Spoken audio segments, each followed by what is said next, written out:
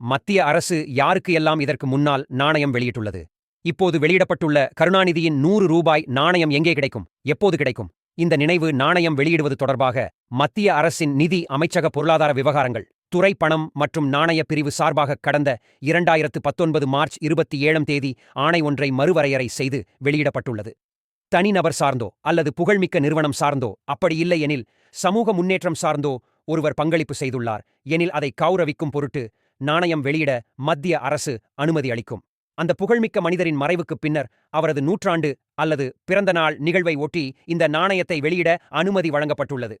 அரசியல் எல்லைகளை கடந்து கலை, இலக்கியம், அறிவியல் ஆகிய துறைகளின் முன்னேற்றத்திற்காக அல்லது சேவைக்காக இந்த மாதிரியான நாணயத்தை வெளியிட மத்திய அரசு முன்வரும் என அந்த அரசாணையில் கூறப்பட்டுள்ளது. இதன்படி பொருத்தமான நபர் என உணர்ந்தால் மத்திய அரசிடம் முறையிடலாம். அரசு அதை பரிசீலனை செய்து தகுதி உள்ள நபர் என முடிவு எடுக்கும் பட்சத்தில் இந்த நாணயம் வெளியிடப்படும்.